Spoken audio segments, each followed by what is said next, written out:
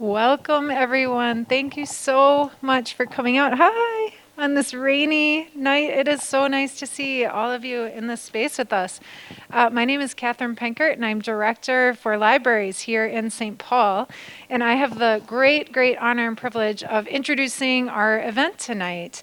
And we are here as part of Read Brave. And Read Brave is an annual program we do here in St. Paul where we bring together people from across our community, from our youngest readers to our elders and everyone in between. And we all come together to read stories about a common topic. And it's really important for us in our community to be able to have conversations about the big things going on in our world that impact us as individuals and that impact our whole community. So every year we choose a different topic to talk about as a community. And this year we're talking about community care. And as we think about the couple of years that we are coming off, I just cannot imagine a more timely conversation to think about what does it mean to show up and care for each other in community today. So thank you for coming out to Read Brave with us, to talk with us. I want to acknowledge the Minnesota Arts and Cultural Legacy Fund that is a key funding source that makes Read Brave possible. So thank you to the Legacy Fund and the state of Minnesota for that. And now I'm going to introduce our City Council President and representative of the ward we're in, Amy Brendmoen. Thank you. Thanks for the hi. Thanks for the warm cheer. I appreciate that on kind of a cold and rainy night. My name is Amy Brendmoen, and I am the president of the St. Paul City Council, and I am proud to represent the North End as part of the ward that I represent in the city of St. Paul. I'm curious, just looking at this group, how many people are here at the Rice Street Library for the very first time ever? So a few people. And how many people come here? A lot. Right on. It's awesome. This is a wonderful, wonderful place. For the people who come here a lot, is there anything new and cool about this library? What do you think? Why don't you come up and tell me? I think you want to. Here, I'll hold this for you. I'll hold it for you. I'll hold it for you. I won't. What's a new cool thing in the library? A new cool thing in the library, like the milk and stuff, like they used to give it out every single day, but now they only give it for like one day. So that's a little different, right? Okay, thank you. Thank you. Well, one thing, that's a really good point. Thank you for bringing that up. We're going to follow up on the milk situation. But the other thing that's really cool, whether you've been here a bunch or this is your first time, is a brand new mural on the wall in the children's reading area. So before you leave, make sure you go check that out. That is a definite public art that shows the community cares. That was done by a business in partnership with volunteers. I'm blanking on the group at the moment. Now, right on. So it's a wonderful, cool mural that you have to go check out.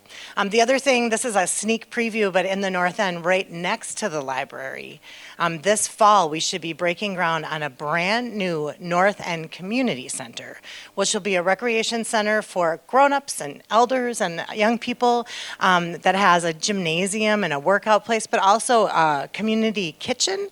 So you can come and have a party and cook a meal and plan events and hang out there, and it will be a wonderful addition and part of a campus with this library. So things are happening for our community in the North End, and that's in alignment with our community cares theme.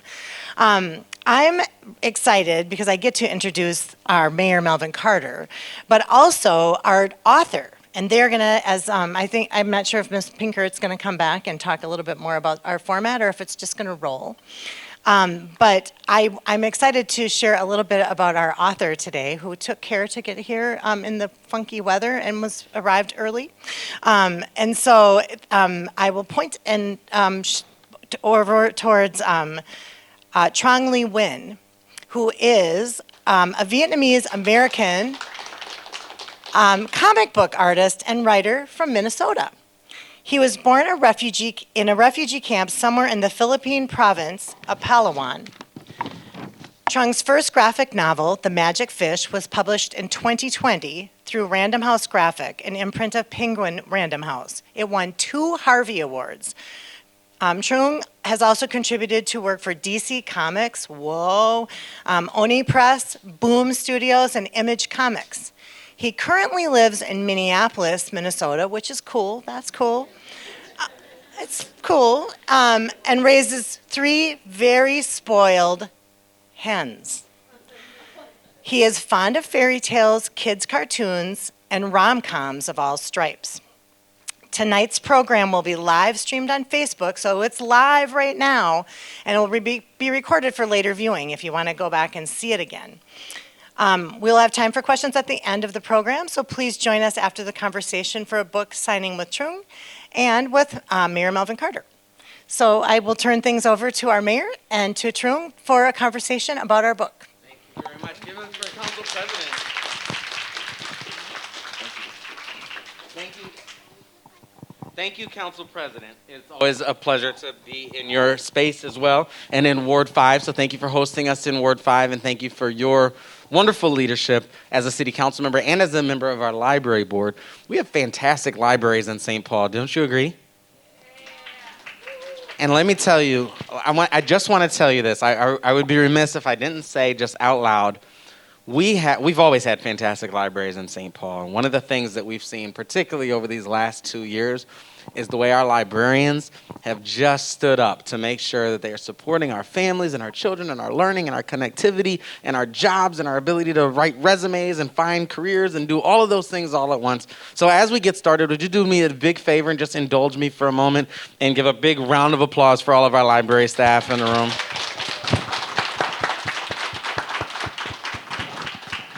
Well, thank you for participating. I love Read Brave, and I really appreciate you being our core author for Read Brave here this year. It really means a lot to us. It's this notion, there are other cities that have this kind of one book thing, right? Like where everybody will do one book, or a mayor's book club or something like that, where the city organizes itself for a year, for a month, or whatever it is, around one book. The problem with that, and I'll admit, that was what I suggested to our library staff when I became mayor a couple of years ago. Let's do a mayor's book club. And our librarians said, we have a much, much, much better idea. Because what we know is different people read different books. And, we want our, college students and our grad students and our high school students and our middle schoolers and our young children and everybody else to be a part of the big conversation we're having, especially because we don't just organize this conversation around a book. We organize this conversation around an idea.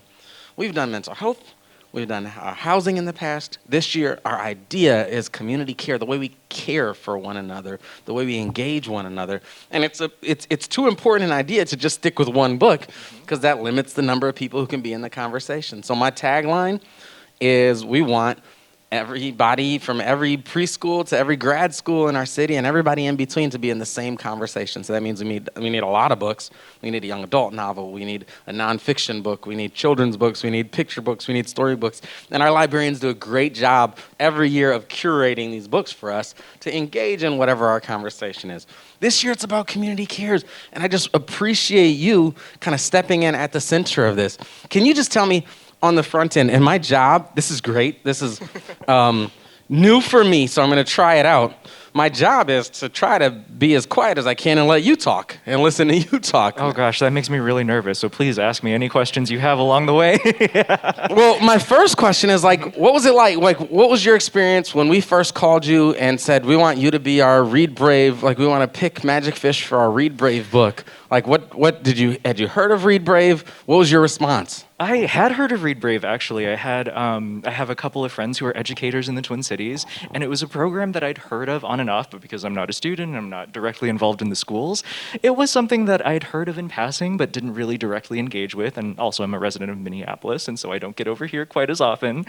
But I looked into it a little bit more, and all of these authors that I had really admired had already participated in the program, so I was completely blown away that my book was chosen, and I was mostly excited because I do a lot of work kind of outside of Minnesota. So this was the very first opportunity for me to talk about my work within the context of my own home. So I was just blown away, incredibly excited to be able to participate. Well, that's awesome. Well, we're glad that you were excited, and we're glad that we appreciate it. I saw you on Twitter this week, Yes. letting people know that we would be having this conversation, and it was good to know that you were excited about this.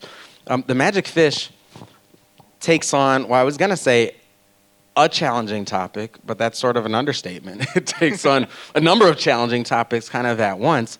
And being an artist and a writer, it makes sense. It makes good sense for you to do this. But it was intriguing to me, just the first line in your bio, that this is your first graphic novel. What made you decide on the medium of a graphic novel to tell this story? Well, a graphic novel is just the medium that I happen to be really comfortable with. I've always drawn. I'd never considered myself to be an author or a writer. I'd never took creative writing classes. So everything that I brought with me to make The Magic Fish, I had learned in middle school and high school, just writing essays and that sort of thing. And then I worked with other writers to tell their stories. And I'd always worked on very short projects before. And I'd always kind of felt like there were longer stories in me. I wanted to be able to spend a lot of time with a set of characters and to be able to connect in a more, in a way that just had a little bit more depth to it. And so I went out on a limb and decided that I wanted to pitch a graphic novel. And it was very intimidating for me because I'd never, written anything long form before. So, I mean, for those of you who've read The Magic Fish already, the book is structured a little bit like an essay, right? Because it starts with a thesis statement and then it has some supporting arguments.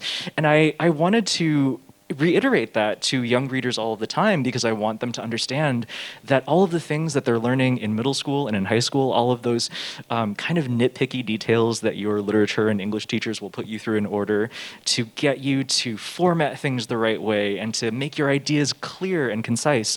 All of those skills that you learn as teenagers or even before then are the skills that it takes to make a project like this. So I got to kind of lean on all of those things that were already comfortable for me. And I think the drawing was something that I'd always done for my entire life, but being able to tell a story and also doodle in the margins and have all of these drawings that I could do professionally was a huge deal for me. So graphic novels and comics as a format is very special. I'd say it probably worked out pretty well. I think so. When you first sat down with a blank piece of paper and a pen or a pencil, I assume, what did you set out to write? I originally set out to just write fairy stories. I've always loved fairy tales growing up. So when I originally pitched The Magic Fish, the personal immigrant narrative wasn't something that was at the fore of my mind at all.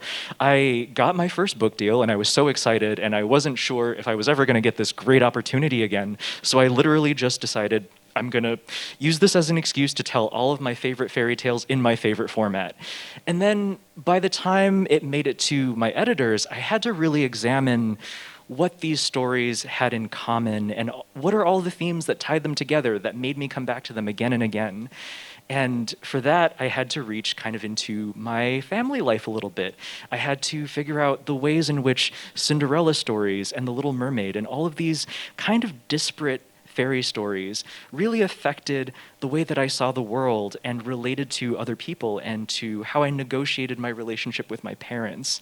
And so it became evident a little bit later on in the process that these stories are special to me because they're stories of transition, they're stories about change, and they're stories about sacrifice, to leave some place where you're comfortable, to be some place where you can be with the ones that you love.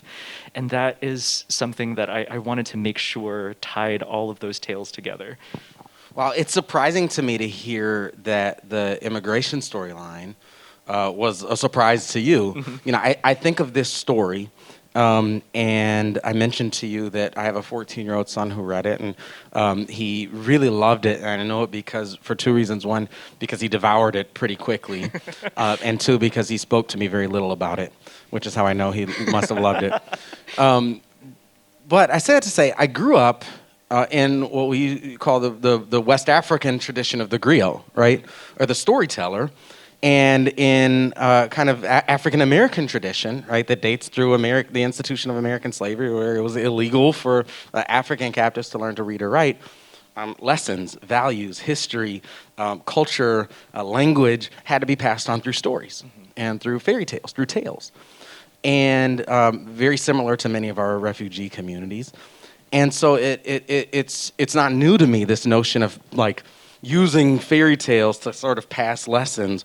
This is a really interesting kind of honoring of that tradition, but sort of with a twist in that it's a young person telling the stories to an elder, and bringing an elder along. How did you land on that? Was that a surprise to you? That wasn't a surprise to me. I think that's something that came to me pretty naturally because that was the experience that I had growing up. My parents immigrated here when they were adults, and I wasn't born here, but I grew up mostly speaking English alongside Vietnamese. And so my parents and I were learning English at about the same time. And what that kind of taught me was that all of the stories that we told each other were kind of efforts to reveal a little bit more about each other while we're, spending time together and learning how to read and write.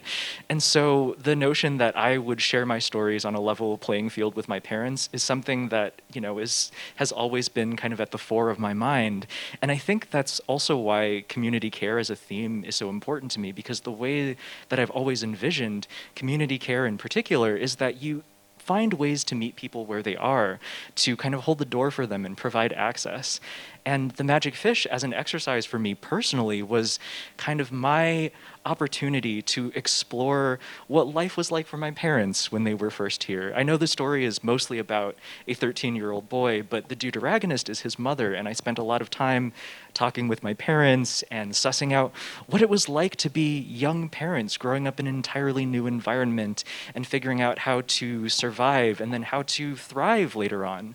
And so that notion of being able to share stories no matter where you are in your life in order to reveal something about yourself has always kind of been in my life. I'm curious for you. I mean, obviously, I would doubt the phrase community care was at mind as you were writing it, but it's so connected to the theme. The book that you wrote is so connected to the theme that we have here. And I'm just curious, in your own personal life experience, what did community care mean for you as a young person learning English alongside your parents? Mm-hmm. And how has that definition of community care, or how you experience community care, evolved as you've come up in our state? Yeah, I mean, I think one of the narratives that a lot of immigrant families kind of try to glom onto when they move to the United States is this sort of bootstrap myth, where my parents worked very, very hard, and they're very proud of their accomplishments, but they're also very upfront about the fact that when they came here, they got a lot of help from the community. I remember the Head Start program. I was in preschool there. I remember the teachers handing me my first books in the United States. I remember getting my first library card and walking up to a librarian just full of trepidation, and then being granted access to this wealth of stories. And so the notion of, storytelling and community care in books is something that has always been very intimately intertwined for me. And being able to access all of those stories and that wealth of information is really what taught me that community care could really be something as simple as allowing someone to share a space with you. Yeah. That's incredible. I appreciate that.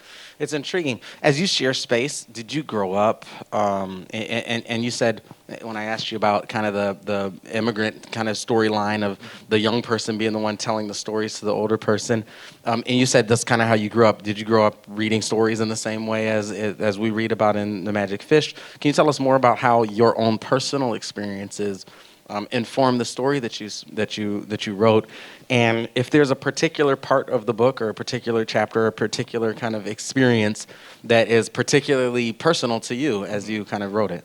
Sure. So The Magic Fish, I told myself that everybody's first book is going to be a little bit confessional, so I was going to give myself total just free reign to do whatever I wanted. So a lot of The Magic Fish is semi-autobiographical. A lot of it comes from a real place. And I didn't want to tell an autobiography because I don't think I'm old enough to tell an autobiography. I haven't lived enough life to tell a complete story. And I also didn't want the pressure of telling someone else's story either. And so I wanted to work firmly within the realm of fiction, but I spent a lot of time talking with my parents and going through old photos, finding visual references, and kind of unearthing things that I had experienced in my life as a young person of color, as a queer person. All of these moments that were sort of tangled up in my memory, I wanted to kind of access them and not necessarily exorcise them, but lay them out in a way where I could pick them apart a little bit and make them feel less thorny. It was kind of my way of ironing things out a little bit. So much of the Magic Fish is very deeply personally resonant to me because I just gave myself permission to do that. That's cool. And one of the things that you said that I'll maybe challenge is you said you're not old enough to tell a complete story. And the thing that's interesting to me as I heard you say that is the story that you wrote is very iterative, right? It's almost like every time something could be like an ending, you find out it's a beginning again, right? Yeah. And it just continues to go. So tell me about like how you see endings, or if you even believe in endings in the first place, or complete stories for that matter. Oh, sure. Yeah. I mean, I think maybe some of that has to do with, and this is a messy thought that I haven't fully thought out yet, but Perfect. That means I asked a good question. yes, but one of the things that I think about a lot is what it means for an author who is writing from the margins to make work. And I think that in our lives, there is this process of continuing to grow. And so when we think about endings in our lives, it's not something that we need in terms of closure all the time as things are ongoing. But when we're telling a story, sometimes for the benefit of the reader, we have to come up with a way to tie things together. My editor would be very unhappy if I told a story that I didn't feel like I had fully fleshed out. And so it's almost a professional consideration for me, but there's also, as someone who, is a queer person of color who's telling stories, there is this additional pressure to kind of edify the public about your experience. And that was something that I had to really grapple with for a while. I didn't know if it was my special responsibility to do that. And I decided over this process that it was not, that I didn't need to shoulder the burden of an entire community. I could just tell a story that was small and personal. And so from there, I got a little bit more comfortable with telling a story with a beginning, a middle, and an end in a way that suited my purposes, that I didn't feel like I needed to be a part of a conversation that was ongoing in a way that would make my story feel calcified. So the notion of like a true ending is something that I'm still sort of working on, but I think for the purposes of the Magic Fish and for my creative output, a story having a sort of neat ending, it might be a little bit of a pleasant lie, but it is something for the benefit of the reader to allow them to ingest what they have and move on with their own, taking what I've provided with them. That the notion that you just described about kind of the special responsibility that you hold by virtue of, well, not just your identity, but your identities, plural, is really intriguing to me. How do people respond to this book? And are there any ways that people have responded, or any questions that people have asked you about the book that have particularly surprised you?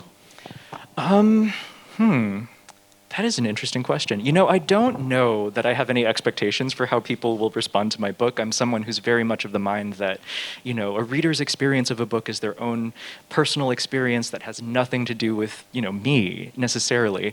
And so it's not something that I think about a whole lot, but the responses have been largely very positive. And I'm not sure if it's because people are very polite and they're, if they don't like my work, they can move on to other things.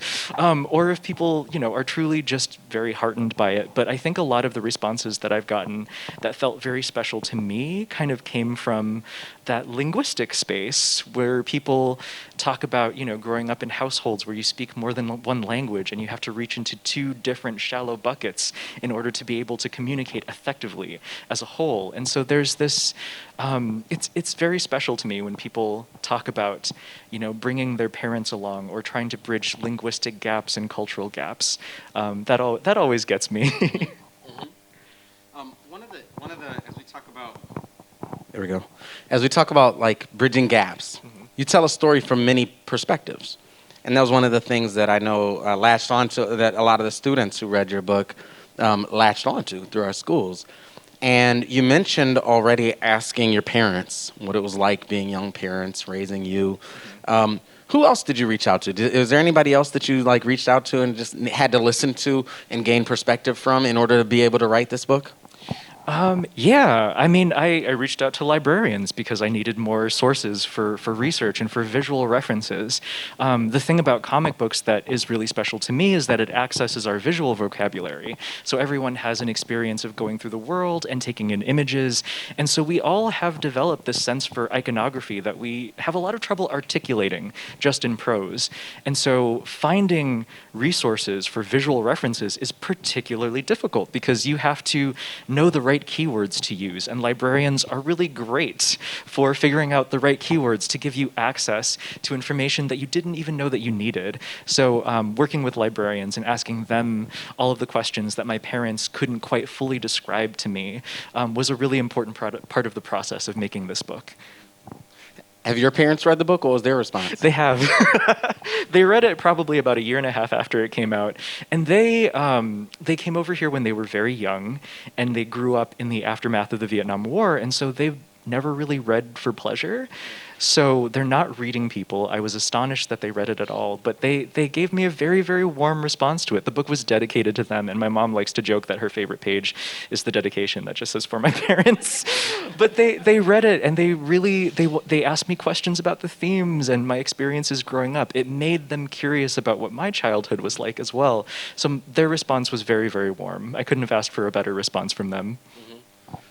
It's a personal question. Did you feel like they were able to gain new perspective on your childhood through reading this story? I think maybe. They didn't really ask me any questions to that effect, but I hope so. But I think a part of the purpose of dedicating the book to them was to express to them that I'd thought about their lives and, my childhood and the context of their living through very difficult moments and trying to also parent at the same time. So I don't know that I expected them to be curious about my childhood, but they did ask some questions. The characters in your book, of course, speak both English and Vietnamese, as you and your family do. And I was curious about, in particular in communities of color, as we talk about the great melting pot that is America, right? There's this need to, the phrase is like sort of code switch, right?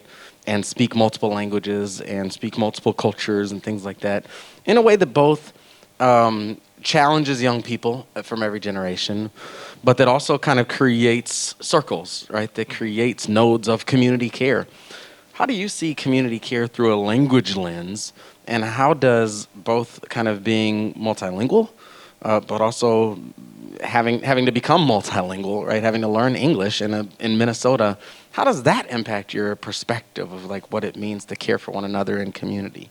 Sure. Okay. So this is a slightly inside baseball response. It's a little bit about the format of comics, but I think when I was growing up, I didn't see any comics in a school curriculum. So I was really surprised that I got to visit schools and talk about comic books in schools. But one of the special things about comics is that it utilizes something like a hybrid language, which is something that multilingual families are very familiar with. And I think at the beginning of the conversation about comics in the classrooms, some comic authors bristle at the idea that comics are for reluctant readers. They're something that teachers often recommend to kids who don't have a positive relationship with books, and so they want the kids to read anything, so they'll recommend graphic novels and comics because they're quote unquote easier. And so I feel like I always got this sense professionally that comic artists and authors of graphic novels had this slight chip on their shoulder about being taken a little less seriously as our books are more accessible to reluctant readers. But I find that to be a really wonderful thing.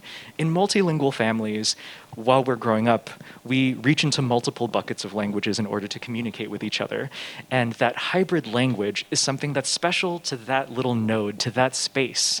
And it's kind of useless largely outside of that space because everybody's hybrid languages are, a little bit different, even if you speak the same sets of languages. And I found that to be incredibly special, that I had a special language with my parents that our Vietnamese family members would only understand half of, and English speakers would only understand half of.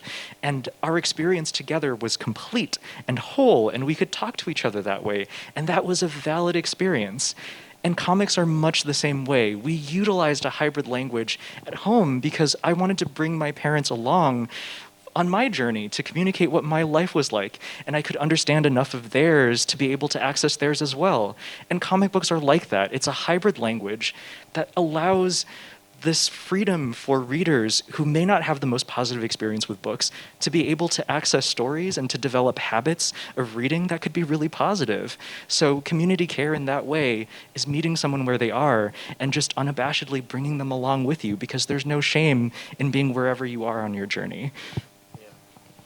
And, where that takes me is to sort of near the end of the book, because as you're talking about this relationship between the child and parents who can speak to each other and could communicate in ways that literally no one else on the planet does, yet this book is about a young person struggling to try to figure out how to communicate something deeply personal and something like really, really important to his parents. And there's a point in time where Tien's mother says something to the extent of, like, I don't know how to talk about this stuff, but I love everything about you. I don't know what the exact phrase is, but essentially something along those lines. What does that line in the book mean to you, and what do you think we should take from that or learn from that in terms of like how we care for one another? Yeah, I mean, I think the corollary to that moment in the book, in terms of language, I was thinking about from a queer perspective, because the ways that we describe ourselves have shifted and changed so much over the years that people just a generation and a half ago might use language to describe themselves that would make kind of younger queer people bristle a little bit. And that was something that I was acutely aware of because our language evolves so quickly. And so I think one of the things that I wanted to push back on was the notion that language and culture is this calcified artifact that doesn't change. Language is a part of culture, which means that it's organic, that it grows and it changes, it subsists, and it makes adjustments in order to survive. And so that was kind of my way of facilitating the notion that the ways that we describe ourselves will change, and that's okay. And it's completely fine to be able to walk those fine lines alongside each other and to let someone else guide you. The way that you describe yourself and your own experiences will necessarily be different from the person next to you, but that is an opportunity to meet each other where you are. Thank you. I appreciate that. I appreciate this thoughtful. I have one more question, and then I'm sure we have questions from the audience as well. We have a city full of readers, and we have a room full of readers, and we have a room full of writers, yeah? And I imagine we have a room full of authors, and leaders, and artists, and all kinds of things. And you are a young person who has written a graphic novel that has received awards, that has received all kinds of acclaim and recognition. What message do you have? And I was going to ask for like aspiring writers, but it's not just writers, it's leaders, people who have something to say to the world in our community about how you find your voice and make sure the world hears it. No pressure at all. I think most broadly, the thing that I wish that I knew when I was younger is that if you're an inspiring leader, you don't need to lead all the time. I think it takes a lot of bravery to understand where you have learning to do and where you could find an opportunity to follow. We've had a lot of conversations about diversity in publishing and what that looks like. And I was having a conversation with other Asian American authors and creators, hosted by Dr. Sarah Park Dallin. And we touched on the idea of plenitude being the thing that kind of frees us from that burden of responsibility, from the rep sweats that we get from being the only one in the room.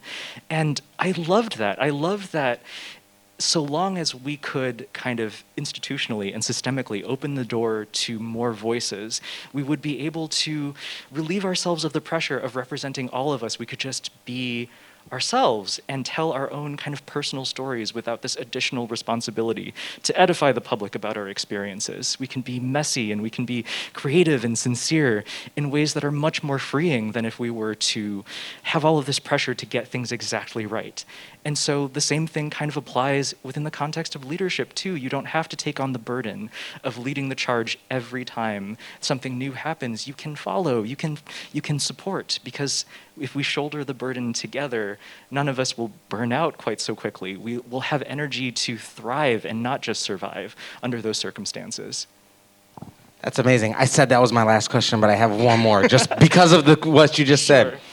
Because this is something that I think is important. Like we lift up leaders and we lift up people who do something incredible like you have, like sort of through a lens of like the magic touch, right?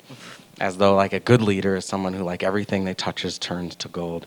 And I'm curious how long it took you to write this book, what percentage of the art that you did actually made it into the final book, what draft the final book kind of represents for you, like how iterative, like, and maybe I'm wrong, maybe the first version, maybe the first draft, maybe the first drawing and the first draft of everything you wrote ended up being perfect. But my guess is that it took some time to get it right.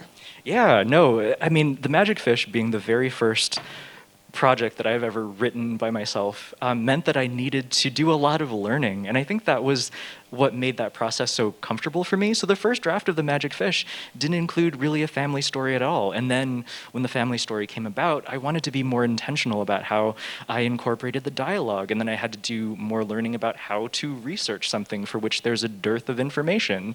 So it was kind of a humbling process of asking people for guidance when I ran into, any kind of roadblocks creatively. So the first draft is not the draft that you see at all. I think Who pushed you? Who pushed you to put this family story in? Who was that like mirror, that sounding board? I would have to shout out my editors. Whitney Leopard and Gina Gagliano at the time were my editors, and they said make the story more personal. Every time I turned in a draft, my editor would be like, "You can make it more gay if you want to," and I was like, "Yes, all right, sure." So I think they gave me the freedom to understand that I could be exactly who I was and to tell the story that I wanted to tell. And from there, I felt like I didn't need to be precious about the experience. I could be messy. I could draw a lot of really, just incoherent rough drafts. As long as it was communicable to them, I would eventually find my way to the story that I was going to tell now. So The Magic Fish eventually took about 2 years to make, and the longest part of the process for me, it felt the longest, but it was only 6 months of the process, was the scripting part, because I had never done that before. You started this conversation by admitting that it's somewhat, I think your word was confessional. Mm-hmm. But from what it sounds like, that first draft wasn't confessional at all. So is it true that those editors actually pushed you and helped you to find did it require some bravery or courage to put that confessional aspect into it? Yes, it absolutely did. I really, I'm not someone who's super forthcoming about things that are very personal. I like to keep things close to my chest. It was a coping mechanism that you develop when there are a lot of things going on in your life that you don't know how to communicate to your parents. But over this process, I think the notion of intellectualizing something personal to keep it at arm's length from you so that it doesn't hurt you quite so badly, it doesn't work when the story is this personal. So you have to really get in the weeds and be okay with re-experiencing a little bit of hurt to tell something sincere. And my editors and everyone that I worked with, everyone who provided me with guidance, really crafted a space where I was free to do that. That's fantastic. Okay. I promised audience questions like 4 questions ago, and I better do that or else I'm going to get in trouble. We are talking to Trung Le Nguyen, who is the author of the award-winning The Magic Fish. I should say the Minnesota-based author of the award-winning Magic Fish, who shall be moving to St. Paul shortly, which is fantastic. Give him a round of applause for his pending relocation. What questions does anybody in the audience have for him? Yes. Come here. Here, let me give you. I'll hold the microphone this time, okay? Why was there a talking fish? That confused me too, honestly. Thank you for. What's your name? Ayan. And how old are you, Ayan? 7. Thank you for asking the question. Let's see what his answer is. Why was there a talking fish? Oh, you're coming with us here. Okay, you ask him directly. Why was there a talking fish literally talking to a girl who was cleaning? Yeah, well, fish don't talk in real life, right? And so it's a really easy way for me to tell the reader that this story is taking place in a very strange space, because you can tell something is different about this space because the fish talks. So you know that the book is a fantasy, that this isn't real. Yeah, so it's like fiction. Exactly. So you know it's fiction. But then it's like a graphic novel kind of fiction. Absolutely. Thank you for your question. I appreciate that. Thank you so much. Any other good job, yes. Yes, what's your question? How did you choose? Wait, I'm sorry, what's your name and age? My name is Burhani. I'm 13 years old. How did you choose the colors for your book? So the three colors that I used are this sort of yellow tint and this sort of, and then a reddish pink and then this deep blue. And I chose those colors because they represent different parts of the day to sort of correlate with different parts of the story. And so the yellow parts stand in for the past because I consider that to be a color that reminds me of the morning. And the reds are kind of a midday color. And so those are the pieces of the story that take place in the present. It's the color of blood, it's your heartbeat. And so I wanted red to be the color of the present. And then the blues indicate that you're reading a fairy tale because they're an evening color. They're bedtime story colors to me. So they're, they indicate different times of the day to correspond with the book. That's a good question. Did you have a theory about how he chose the colors? I knew that they were connected to like the different things, like for the fairy tales, the past and the present. That's all I knew. Fantastic. Other questions? Yes. So my name is Carlos. I'm 24 years old, and I'm also a first-generation immigrant. So I just wanted to say that growing up, I felt that there was not enough stories kind of that I related to, and I related very much to what you were just kind of telling us here, so thank you for that. And Thank then you so much. My question was, what was your favorite graphic novel growing up? I think when I was growing up, my favorite graphic novels were always, I read a lot of Archie comics, and so the closest thing to a graphic novel were those little Archie digests that used to be able to buy at the supermarket. I read a lot of those. I don't think I properly got into graphic novels as they are published now until I was a teenager. So when I was a kid, I got into comics because of Archie and because of Garfield and because of Sunday comics. Well, you and I are on common ground where Yes. those answers are concerned. Yes, do you have a question? My name is Liam. I'm 12 years old. Do people have a struggle saying your last name? Oh, yes, all the time. And I don't mind it because I think language is something where you have to exercise certain muscles all of the time. And so my expectation is that people will do their best. And so I don't mind it when people mispronounce my last name. But the way that I tend to, now my last name is a little different now because I'm married. So my last name is Nguyen, but professionally I still go by Nguyen. And everyone can make those sounds. It's the same sounds in the word penguin.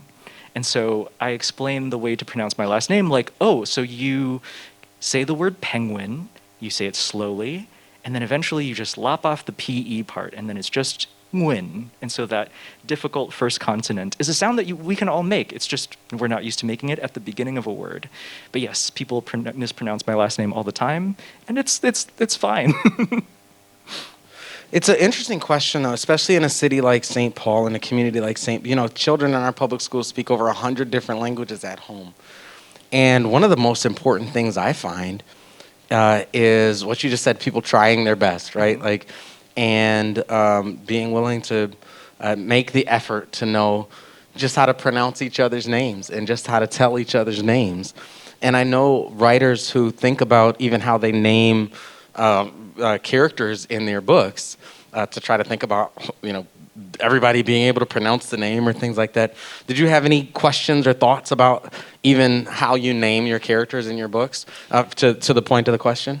Not really, actually, because Vietnamese is interesting because it's a language that already uses the Roman alphabet. Like Vietnamese doesn't use symbols, and the sounds that the words make correspond very closely to what we English speakers would identify as what those letters indicate. Because Vietnam has a long history of being colonized by other forces, and so that wound up happening. But Vietnamese is also monosyllabic. It means that every word in the Vietnamese language is one syllable. So the names were fairly easy, honestly. Vietnamese as a language is pretty accessible to people who don't speak the language. Fantastic. Thank you. Other questions? Yes. I'm Maddie and I'm 17. And my question is, well, first of all, I love the ending of the book. I thought it was like a really simple and nice way to like wrap everything up. But was it hard to decide how to end the book properly? Like you said, you added in the more family storyline towards the end. So I guess just was it like a natural ending or did you have to really like think about it? Ooh, I think well, I mean, I think that the ending was something that I had always sort of had in mind, that this was how the story was going to be wrapped up. I think getting there was more difficult for me because I had to wrestle with the notion of like, I'd read a lot of coming out stories and a lot of immigrant stories as a kid, and none of them were terribly happy. And so I wanted to make sure that I could tell a story where immigrant kids and queer kids could get an expectation set a little bit higher, that you do deserve protection from the people who are your guardians or your parents, and if you don't get it, you should rightly be sad and upset about it. But I think the way that the story ended on that note was my way of kind of wrapping up that thesis statement, where the mother expresses with total clarity that she admits that she doesn't know how to articulate all of the specific things that he maybe wants to hear, but the point of it is that she's trying and that she loves him, and that's the important part that she wanted to get across. And so I was always sure that that was where I wanted to end. Other questions from our audience? Yes. I'll come to you. What's your name? My name is Aaron, and I'm 10. I have a question. Who encouraged you and kept you from tracing your dream on making a book? I think, it was less that I got a lot of encouragement to do this specifically, and it was just more that no one got in my way. My parents are not super strict. They wanted me to do whatever I wanted to do with my life, but they also didn't know what I did for a living. They don't know what cartoons are very much. But yeah, so I never received discouragement. I think my motivation for making this was because I love comics, and I love storytelling, and I love writing, and so my motivation was mostly just me, finding ways to connect with people, and to tell stories, and to have excuses, to draw all of my favorite things. So it was mostly me motivating me, but also I think people were as supportive as they could be without really understanding what I was doing. Any other questions from our audience? Yes. Okay, my name is Catalina, and I'm 18 years old, and first of all, I just want to say that I really liked the book, and I also really like how you said at the beginning that this book was like a confession, and I thought that was a really beautiful thing to say, and I really also liked the ending and how the mother in the story changed the ending to be accepting of her son. My question is, I know you said you grew up liking fairy tales, and that's something you really like. Why did you specifically choose these fairy tales? Were they your favorite when you were a child, or what was the process of choosing them like? Sure. Okay. So I picked these fairy tales because I remember when I was little, I was reading a version of Cinderella with my parents, and while we were reading it, my dad was like, we have this story in Vietnamese, right? We have our own Cinderella. And so I'd always wanted to tell that story in this format, but I also wanted to kind of bring people along on the journey with me about how fairy tales change clothes depending on where they're found, and they change in order to subsist wherever it is that they find themselves in the world. And so I wanted two very similar fairy tales from different cultural perspectives to be right next to each other, so that people had a point of comparison, and so that I could express that different priorities in storytelling kind of change depending where you are. Stories tell you more about the storyteller oftentimes than whatever is going on in the content. And I find that really, really fascinating. And after I picked the Cinderella stories, I picked The Little Mermaid because The Little Mermaid is a story that is confessional. Hans Christian Andersen was a queer writer who was working in Denmark, who had feelings for a friend of his that he didn't know how to express because he was living in Victorian times. And the ways that language evolved hadn't quite reached a place where he could articulate his feelings. And so in order to express his desires and his longing, he wrote The Little Mermaid, a tragic love story of unrequited love for his friend. So, those themes kind of being tied together were the reason why I chose those specific stories. That's pretty incredible, and it's an incredible theme of how we can be in different parts of the world and telling the same stories, right? As you said, even your name, right? It sounds that we're all used to making. We just have to exercise the muscle of making them maybe in a different way than we're used to making them. I'd like to save the last question for you. I grew up sort of in an arts culture. And every artist I know sort of jokes about the time they spend tweaking little tiny things that no one else ever notices. And so, they'll ask their friends, which do you like better, this one or this one? And their friends will say, I can't tell the difference between the two. But it's like a world of difference to the artist. And so I think the last question I have for you is for you to ask a question. And my question is, what's the question that you still can't believe no one's ever asked you about this book? And then, of course, we'll ask you to answer it. Sure. No one ever asks me if it's difficult to draw hair the way that I do within the context of this book. People have asked me, this question in terms of my artwork before I was an author, but nobody has been terribly interested in how difficult that is. And my answer would be that it's not very difficult, because it's the lines where there are very few lines to express one figure that's very, very difficult. But if you're drawing a whole bunch of lines next to each other, if you make a mistake, you can put another line next to it, and no one will be the wiser if you keep adding lines, right? Yeah. It's kind of silly, but it's also a little bit allegorical, where it's you can spread the responsibility of burden onto other things, and it will look beautiful if there are just more lines present. So it's easier to draw with more lines than fewer, even though it takes a little bit longer.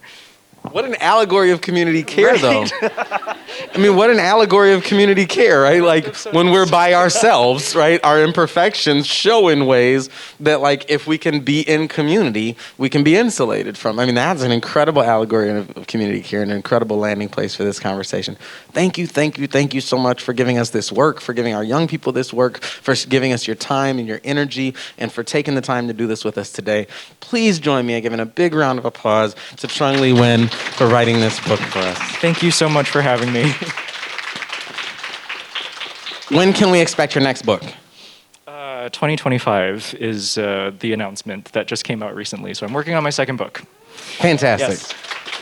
Fantastic. Well, welcome. We'll have a grand opening of that book in St. Paul sometime soon. Thank you all so much.